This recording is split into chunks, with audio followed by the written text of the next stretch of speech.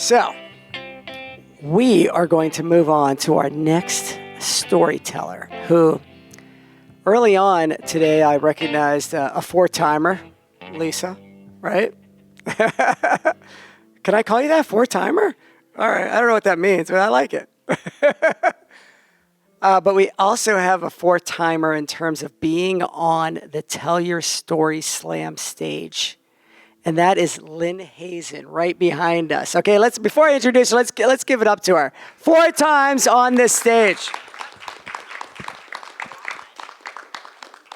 So, there's a reason we keep inviting Lynn back. It's because she asked to be back.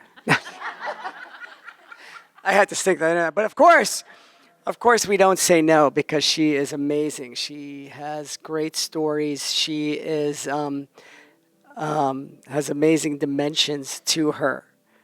And I know Lynn going back 20 years, back in just doing a little networking in the marketing game. She's a marketing recruiter. And over the years, I found out that she is an amazing storyteller. She also asks great questions of chief marketing officers at big luncheons. And we've become friends. And when she saw that we started this great thing we call the Tell Your Story Slam, she wanted to be involved in it. So this is her 4th time here. Lynn likes to carry on a great family tradition, which I love, by the way. I did not know this until I saw this little fact come through my email. She makes homemade stuffed grape leaves from freshly picked grape leaves that grow in her garden in Chicago.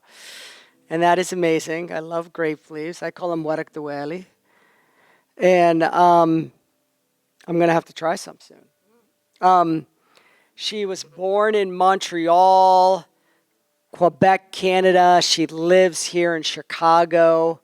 She's had some great stories about a wedding dress, her family in France, Lebanon, Syria, Iraq.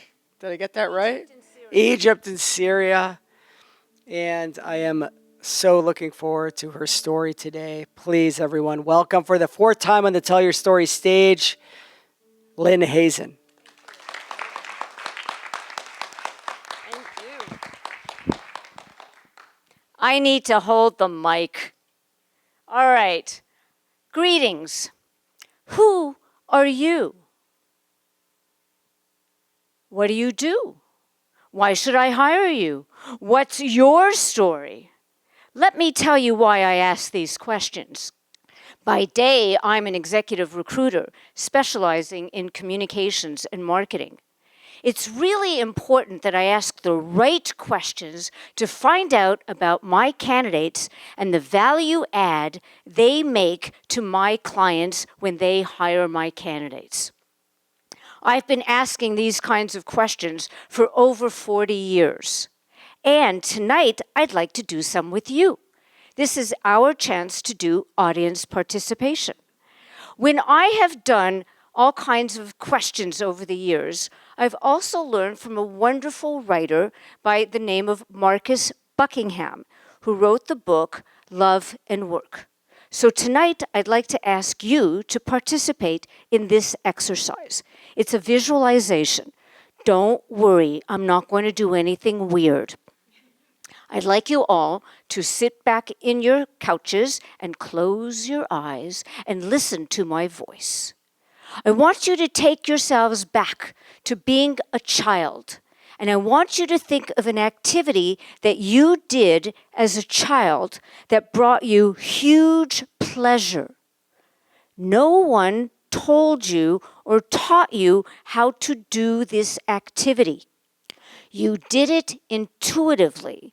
And you loved doing it so much so that you continued to practice over time and improved over and over again. Do you have that image of that activity in your head? Good. Now, I want you to think of the age that you were at when you first became aware of this special skill. If you have your age in your head and that special skill in your head, please put up your hand so I can see you now. Okay, we have a few hands going up. Okay, excellent. Thank you. You can put your hands down. Next, I'd like you to think of your work. If you are currently working or if you have retired, doesn't matter. And ask yourself, am I doing the kind of work that maybe as a child I had an advanced preview of what I landed up doing professionally? If any of you have done that professionally because you had early warning signals as a child, on the count of 3, say yes. 1, 2, 3, and yes. Oh, there are a lot of you who have said yes. Excellent. We are in this together. Let me tell you how this has affected me. When I was a child, I loved going into the living room and performing for my mother's dinner party guests. I would perform commercials, Nescafe in particular.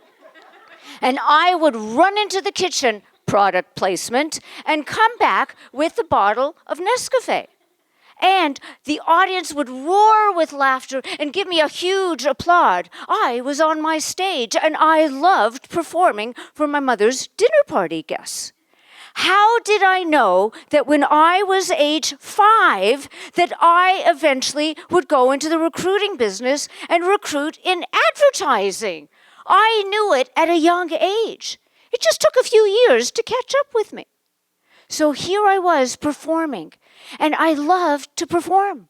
I spent my entire youth performing, storytelling, drama programs, taking the first ever communication arts class in my high school in Montreal. I did workshops, seminars, conferences, mentors. I adopted them as my mentors so I could teach and learn at the same time. I even traveled, and in that second, I will tell you a little bit more about the travels. So here I am, 16. I want to go to Israel. There was a group trip going, and I asked my mother, do I have permission to go to Israel? She looked at me and she said, Lini, if you want to go to Israel, why don't you wait until your husband can take you? My husband? I'm 16 years old. How long do I have to wait until I get married? And then I started thinking, wait a minute. What if I never get married? Then I can't go. I'm going. And she gave me permission to go.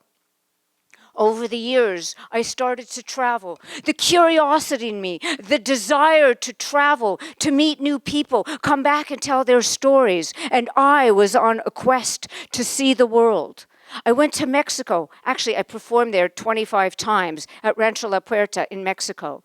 I went to England, France. I went to Italy, Switzerland. I went to Germany. I went to the former Soviet Union 3 times. I went all over Hawaii, the South Pacific, halfway through the Panama Canal. I went to the Galapagos Islands. I went to Peru. I went to Ecuador.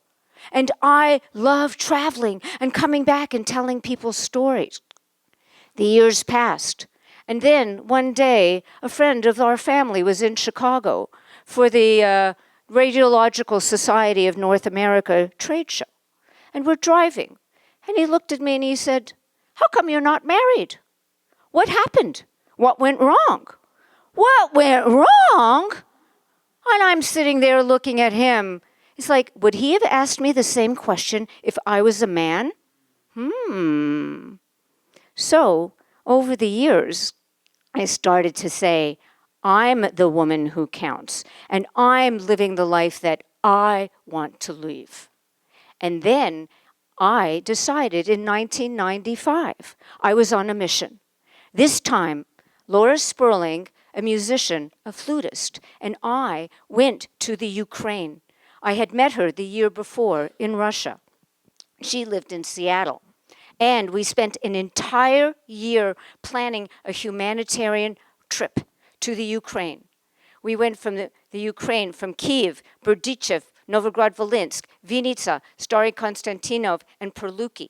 We had a driver and a van and a student who could translate from Russian into French. And not into French, into English. And we traveled all over and we stayed with local families and we did performances. And I came back and I told their stories. And it made a huge impact on my life. Then the year 2000 came. I decided to start my own business as an executive recruiter. And this time, I was using storytelling techniques to help my candidates prepare for jobs. And I was doing workshops and seminars and conferences and traveling all over the country. I loved being able to transmit the value of the story, make it sticky in the brain and touch the heart, and you will always remember the story. And then what happened? There was another opportunity. It was then called Story Slam. And that was my opportunity. That was my wild card. In the year 2023, 2024, I had the opportunity to audition. And I got in. And then I did 2 more. I did 3 Story Slam competitions. And then it came to this one. And I'm thinking, what am I going to do? Well, just last week, I celebrated a huge birthday. And I thought, well, Lynn, this is your time to celebrate your next decade. Because you know what? Age is never going to stop me. Because now I am finally old enough to be in Gail Zalitsky's podcast, Women Over 70. And I just celebrated number 70 last week.